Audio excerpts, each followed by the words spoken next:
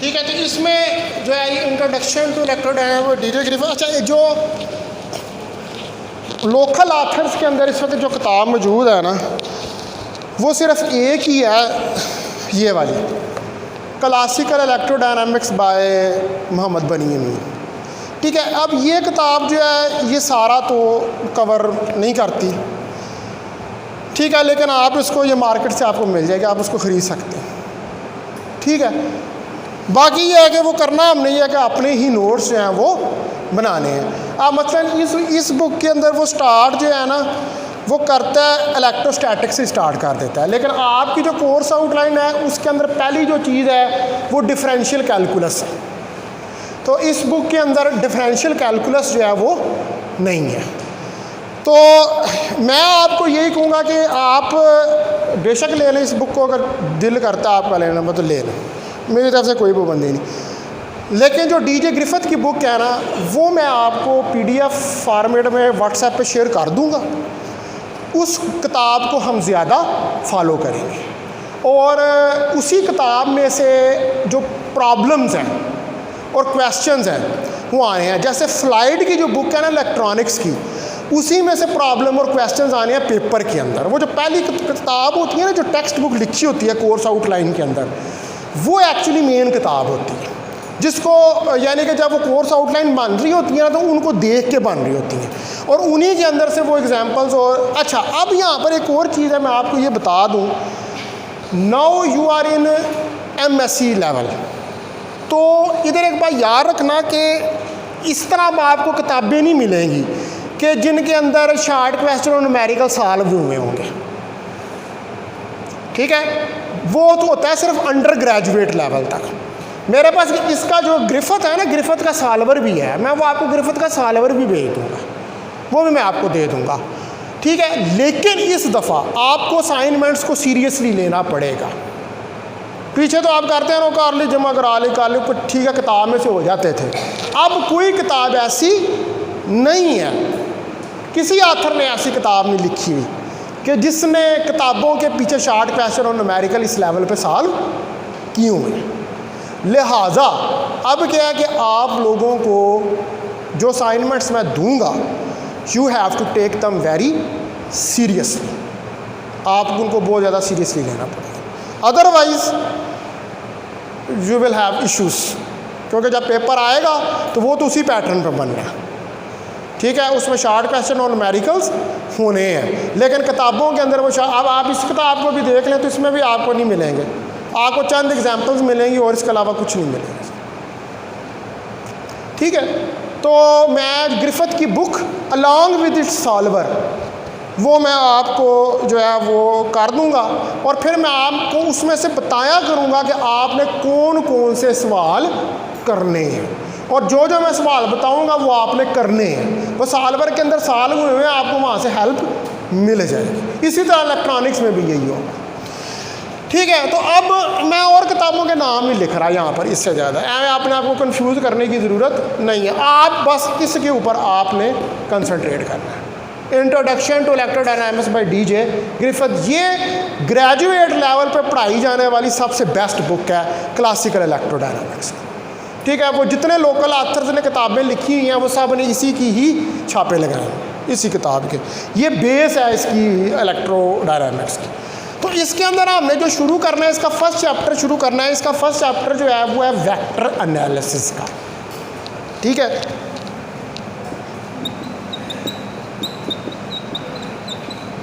Chapter number 1,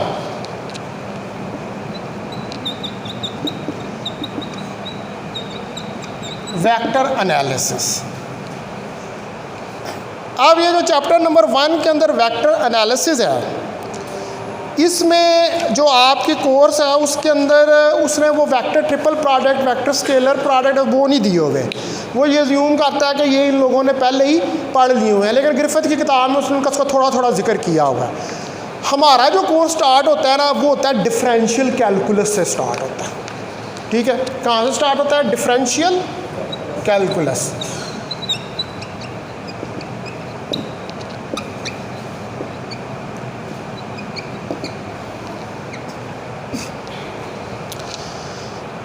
तो इसमें सबसे पहले हम जो देखेंगे वो देखेंगे ऑर्डिनरी डेरिवेटिव्स को।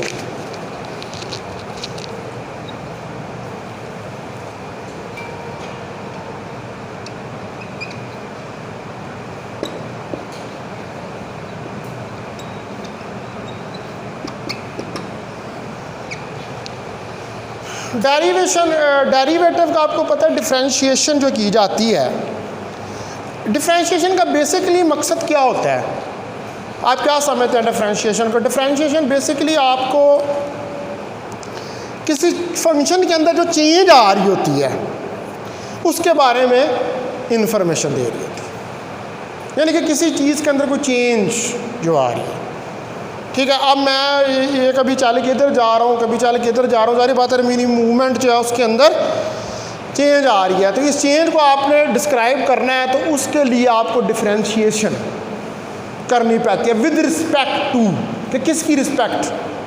मिसाल के तौर पर अब मैं यूं मूव कर रहा हूँ तो मेरी पोजीशन चेंज हो रही है विद रिस्पेक्ट टू टाइम, तो मेरे अंदर चेंज, मेरी पोजीशन में चेंज आ रही है विद रिस्पेक्ट टू टाइम, तो आप मेरी पोजीशन का डेरिवेटिव किसके रिस्पेक्ट से लेंगे? टाइम के रिस्पेक्ट से। ठीक है, तो सपोज करें कि हमारे पास एक फंक्शन एफ ऑफ एक्स है। ठीक है, सपोज करें कि वी हैव ए फंक्शन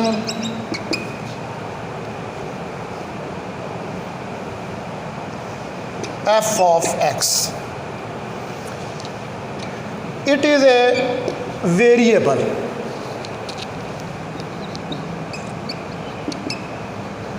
ये एक वेरिएबल है, f of x एक फंक्शन है और ये एक वेरिएबल है। अब अगर हम इसका डेरिवेटिव ले लें df over dx तो क्या होगा? वेरिएबल है ये फंक्शन, तो वो डेरिवेटिव इसकी वेरिएशन को डिस्क्राइब करेगा। ठीक है, तो if we take its derivative,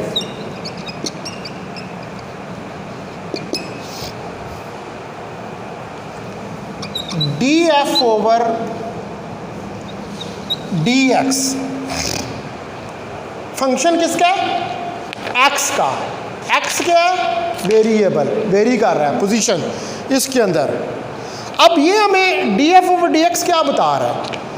ये हमें ये बता रहा है कि फंक्शन f of x जो है वो कितनी रैपिडली वेरी कर रहा है जब हम x को चेंज करते हैं किसी टाइनी अमाउंट dx से। यानी कि इस फंक्शन देखें ना, ये df ऑफ x है, x इसके अंदर वेरिएबल है, तो हमने जो वेरिएशन चेक कर रहे हैं फंक्शन f की वो किसके रिस्पेक्ट से कर रहे हैं? x के। अब ये x वेरिएबल पोजीशन का वेरिएबल भी हो सकता है, कोई वेरिएबल हो सकता है ये, ठीक है ना, उसके रिस्पेक्ट से हम इसको चेक कर रहे हैं। तो हमने इसका डेरिवेटिव लिया, इसका मतलब है कि जो ये डेरिवेटिव है इट टेल्स अस, ये हमें ये बताता है कि how rapidly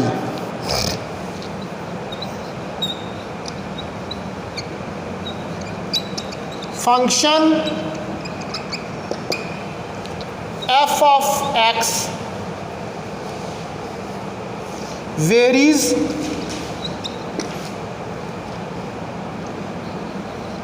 when we change x by a tiny amount dx।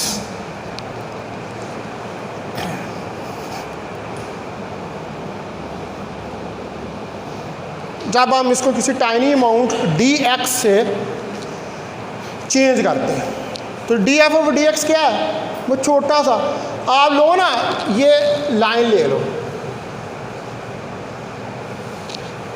आपको कहोगे ये कोई x है, लाइन है, तो इसमें ये छोटे छोटे पैच बना दो, ये क्या है पैच, ये सारे पैच dx है।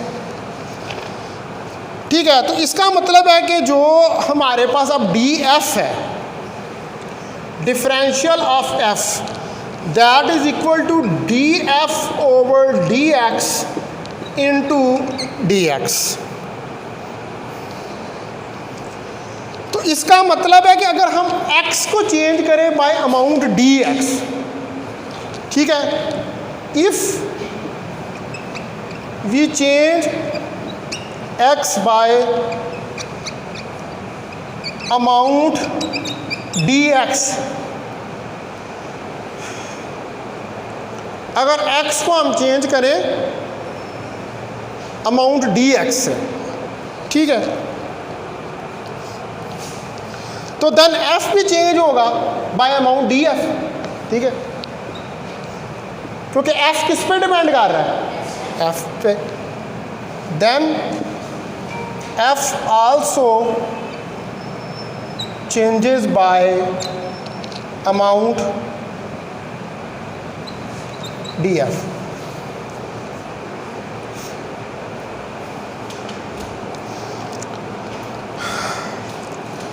तो इसका मतलब है कि बेसिकली डेरिवेटिव क्या है, एक proportionality factor.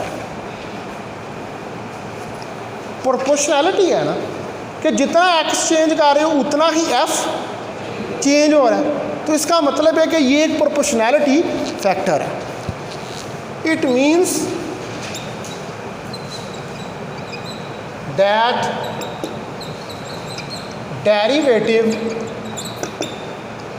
is a proportionality factor।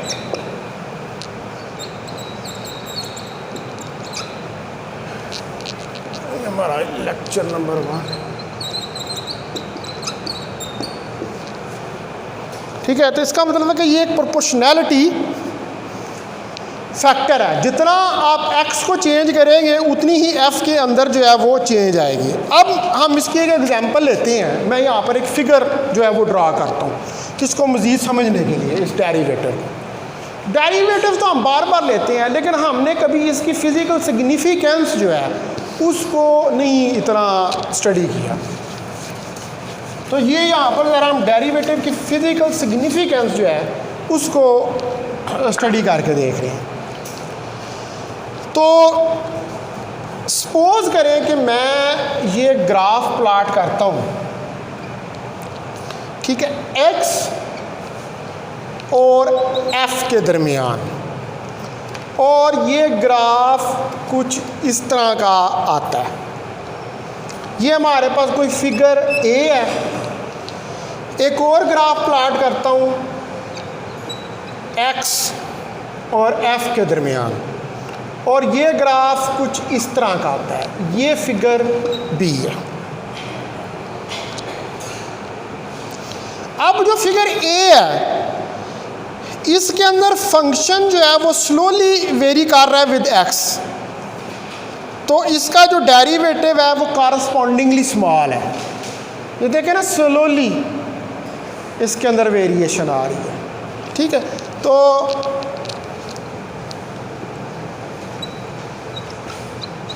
in figure A, the function varies slowly।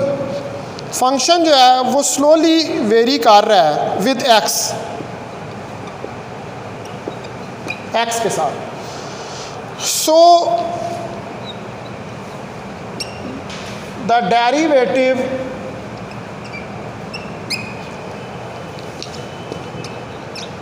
is correspondingly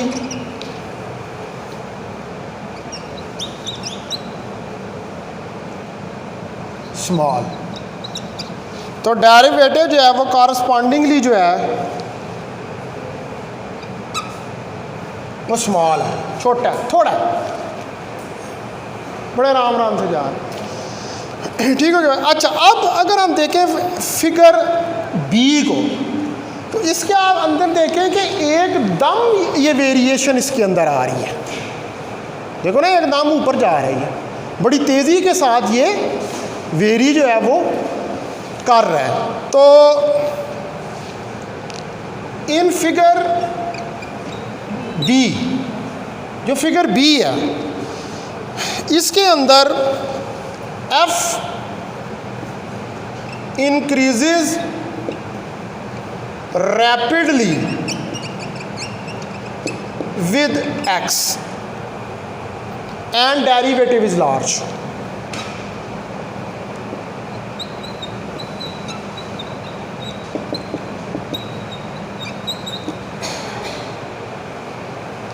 तो यहाँ से हमें क्या बात समझ आई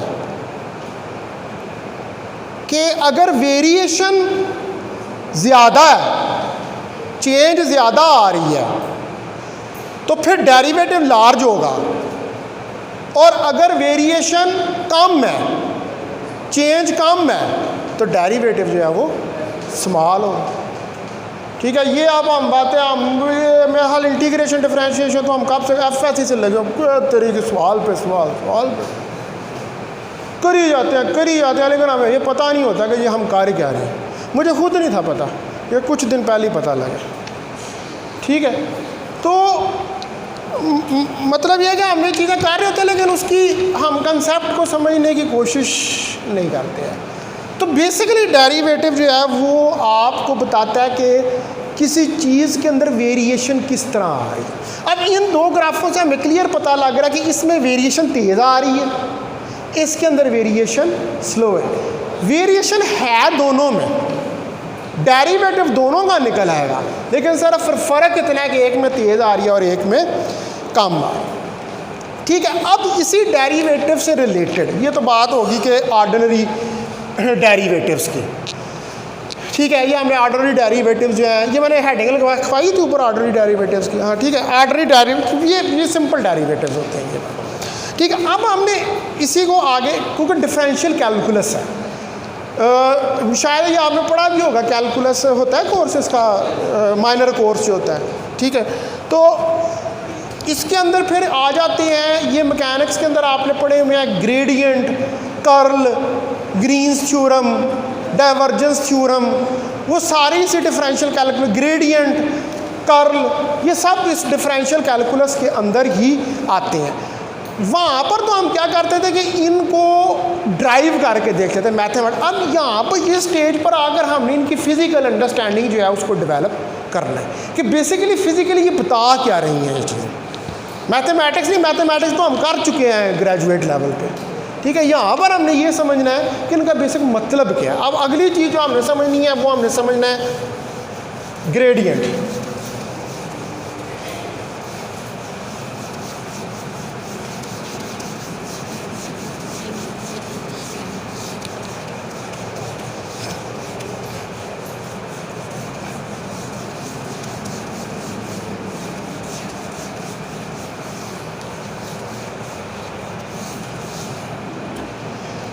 तो हमारा नेक्स्ट टॉपिक जो है वो है gradient.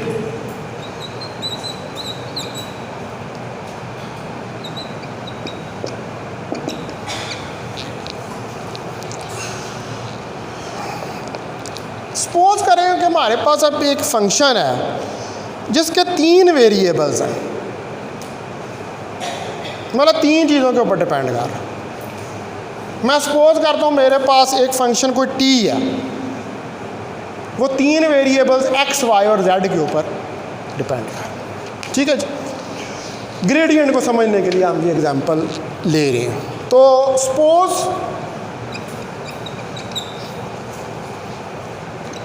Now we have a function of 3 variables. हमारे पास एक फंक्शन है 3 वेरिएबल का, से temperature T x y z in a room.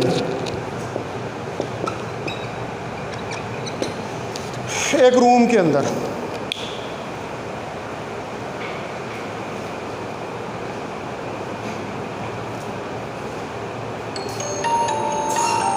ठीक है जी, एक कमरा है, सपोज कर लें आप यही कमरा है, इधर आपको गर्मी लग रही है, मुझे सर्दी लग रही है, पंखे चल रहे हैं, ठीक है, दरवाज़ा बंद है, नीचे चल रही हैं, तो नीचों के अंदर पखा चल रहा है, तो उसका नतीजा क्या होगा कि जिसको कोरोना लगा हुआ है वो आके मुझे लगेगा, ठीक है, एट द एंड इसका रिज़ल्ट ये निकलेगा। तो ये कमरा है, इसके अंदर हमें गर्मी लग रही है, और इस कमरे के अंदर अगर आप वेरिएबल्स देखें तो कौन से हैं, एक्स वाई जेड, ठीक है, 3 वेरिएबल्स जो हैं वो हमने ले लिए इस रूम के अंदर टेम्परेचर। ये टेम्परेचर इन एक्स वाई और जेड के ऊपर डिपेंड कर रहा है, ठीक है, यानी कि इस टेम्परेचर के अंदर जो वेरिएशन आएगी वो एक्स में चेंज से भी आएगी, वो वाई में भी चेंज से आएगी, और वो जेड में भी चेंज से आएगी, ठीक है, 3 वेरिएबल्स के ऊपर ये जो है वो डिपेंड कर रहा है। तो आप जो है वो स्टार्ट करें एक कॉर्नर से कमरे के, और सिस्टम के एक्सेस जो हैं उनको डेवलप करें, तो जो फिर ईच पॉइंट है रूम के अंदर वो किसको रिप्रेजेंट करेगा, एक्स वाई जेड को। मिसाल के तौर पर मैं वो वाला कोना ले लेता हूँ, या मैं वो वाला कोना ले लेता हूँ, मैं ये वाला ले लेता हूँ, मैं ये वाला, जहाँ से भी आप कोना लेंगे तो 3D के अंदर है ना, तो आपका पॉइंट जो है वो जिस कोने पर भी आपने कॉर्नर पर भी पॉइंट लिया है वो पॉइंट क्या है, वो एक्स वाई जेड पॉइंट है, ठीक है। तो हम जो है क्या करते हैं, starting from one corner of room के एक कॉर्नर से हम जो है वो स्टार्ट करते हैं, and set up the system access, और सिस्टम एक्सेस को सेटअप करते हैं, ठीक है। तो फिर हर पॉइंट के लिए देन फॉर ईच पॉइंट, तो फिर जो हर पॉइंट है x y z in the room,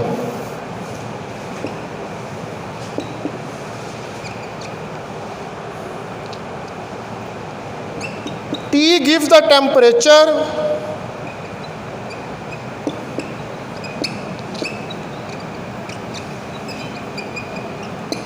at that spot.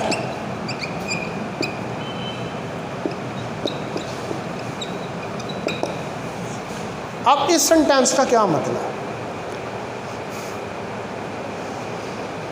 इसका मतलब है कि अगर आप स्टार्ट करें किसी एक कॉर्नर से कमरे के, मतलब मैं इस कमरे से स्टार्ट करता हूँ, इस कॉर्नर से, तो हम अगर सिस्टम के एक्सेस बनाएं, सिस्टम के एक्सेस क्या होंगे, हम कहेंगे कि एक एक्स एक्सेस है, एक वाई एक्सेस है, एक जेड एक्सेस है 3D के अंदर। तो जो हर पॉइंट है एक्स वाई जेड रूम के अंदर, वो पॉइंट क्या है, उस पॉइंट के ऊपर, हर पॉइंट के ऊपर आपको टेम्परेचर मिल रहा है उस रूम का। इधर ले लो एक्स वाई जेड, उधर ले लो एक्स वाई जेड, इधर ले लो एक्स वाई जेड, उधर ले लो एक्स वाई जेड, हर जगह पर वो क्या है, वो एक्स वाई जेड के ऊपर टेम्परेचर, और वो टेम्परेचर किससे चेंज हो रहा है, एक्स वाई और जेड से चेंज हो रहा है, ठीक है। इसका ये मतलब है। तो अब हम क्या चाहते हैं कि हम इस चीज़ को जर्नलाइज करें, इस नोटेशन को, इस नोशन को। तो हमें क्या करना पड़ेगा, फिर इसको जनरलाइज करने के लिए हमें डेरिवेटिव लेना पड़ेगा फंक्शन का, ठीक है। To generalise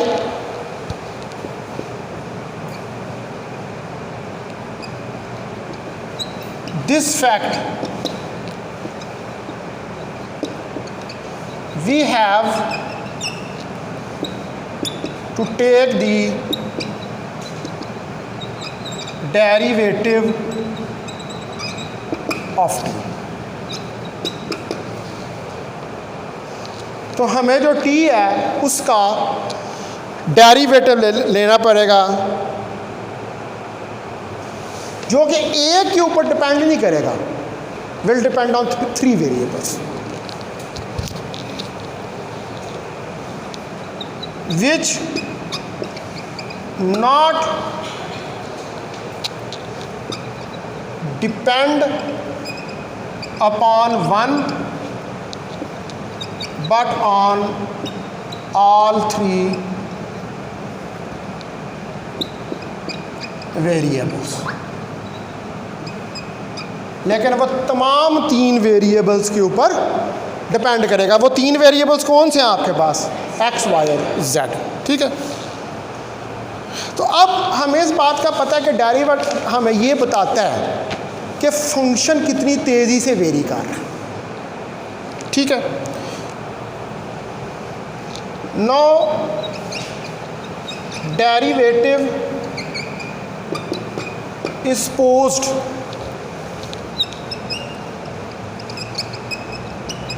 to tell us that how fast function varies, कि कितनी तेज़ी से फंक्शन जो है वो वेरी करता है।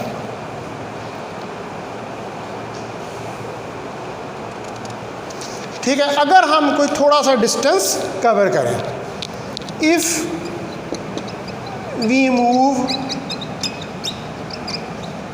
ए स्मॉल डिस्टेंस, अगर हम कोई स्मॉल डिस्टेंस जो है उसको कवर करें,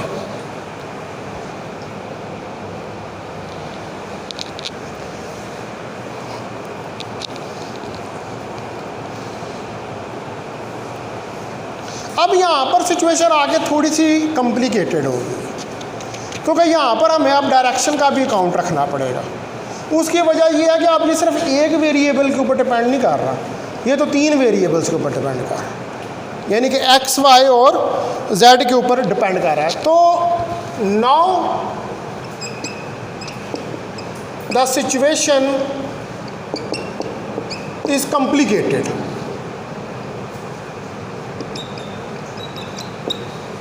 अब जो सिचुएशन है वो क्या हो गई है, वो कुछ कॉम्प्लिकेटेड हो गई है, but because it depends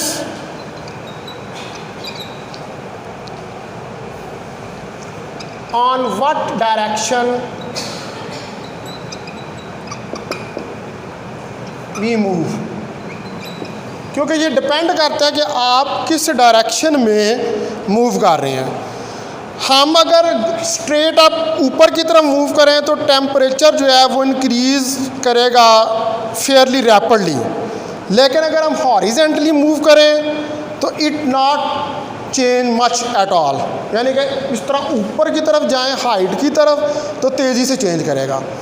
horizontal आप करते हैं तो इतनी तेज़ी से ये चेंज नहीं होगा, होगा चेंज लेकिन इतनी तेज़ी से चेंज नहीं होगा, क्योंकि डेरिवेटिव बेसिकली आपको क्या बताता है कि वेरिएशन किस तरह आ रही है। ठीक है, तो आप 3 वेरिएबल्स हैं, एक एक्स हो गया, दूसरा इसको जेड ले लें, इसको या वाई ले लें, जो भी आप कह रहे हैं। ठीक है, एक्स में इतनी तेज़ी से वेरी नहीं कर रहा, लेकिन वाई में या जेड में जो है वो बहुत तेज़ी से उसके अंदर वेरिएशन आ रही है। तो अब किस तरह टी वेरी करेगा, क्वेश्चन ये पैदा होता है, हाउ टी वेरीज। तो टी जो है इसके इनफाइनाइट नंबर ऑफ आंसर्स हो सकते हैं। हाँ, हम इसकी वेरी कितने ही तरीक़ों से कर सकता है वो वेरी। यहाँ तो आप अभी सिर्फ 3 वेरिएबल्स की बात कर रहे हो, लेकिन और भी बहुत सारे वेरिएबल्स होंगे, तो वो कितने तरीक़ों से कर सकता है, इनफाइनाइट नंबर ऑफ इसके आंसर होंगे।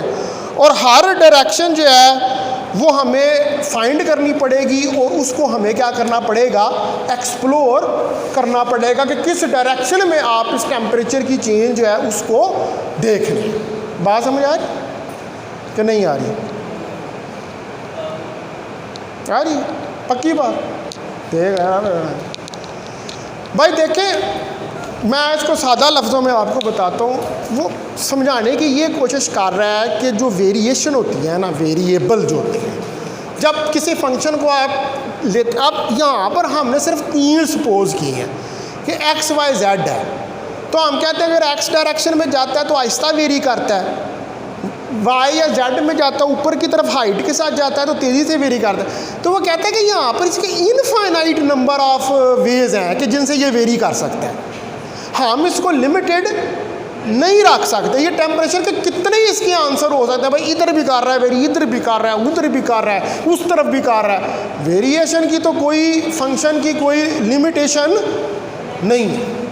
तो वो ये बताने की कोशिश कर रहा है कि हम, लेकिन हमने चूँकि यहाँ पर अब ये कहा है कि टी जो है वो फंक्शन है एक्स वाई और जेड का, ठीक है, हमने तो इसको लिमिटेड कर दिया ना। वैसे तो इसके इनफाइनाइट नंबर ऑफ आंसर्स जो हैं वो हो सकते हैं।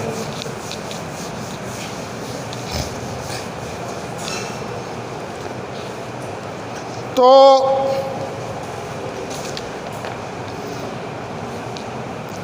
अगर हम स्ट्रेट जाएं, गो अप,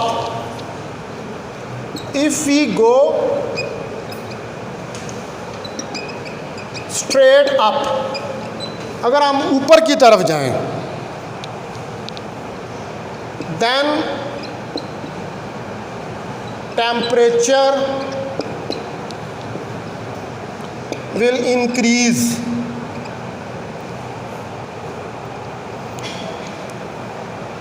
रैपिडली। तो टेम्परेचर इंक्रीज होगा रैपिडली, बट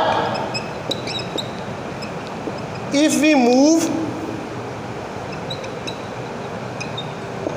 हॉरिज़ॉन्टली, अगर हम हॉरिज़ॉन्टली मूव करें तो it may not change much at all. तो ये बहुत ज़्यादा चेंज नहीं होगा।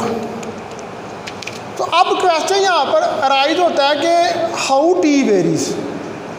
तो टी वेरीज इन इनफाइनाइट नंबर्स।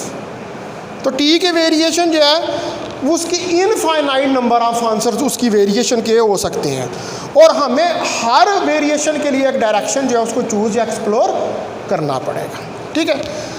तो अब ये प्रॉब्लम जो है इसको हम पार्शियल डेरिवेटिव की मदद से सॉल्व करते हैं, ठीक है। दिस प्रॉब्लम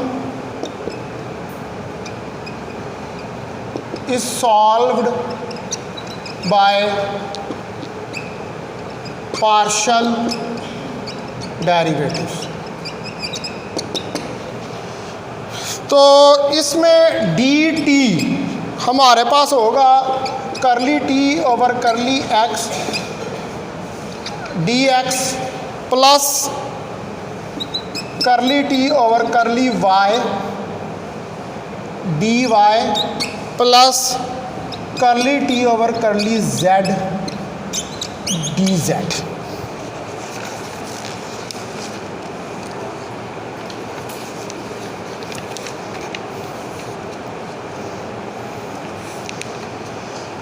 तो अब ये आपको यहाँ पर ये बता रहा है कि टी जो है वो वेरी कर रहा है 3 के रिस्पेक्ट। ये 10:45 पे क्लास खत्म होनी है, ओवर हो गया कहाँ मेरी अगली क्लास।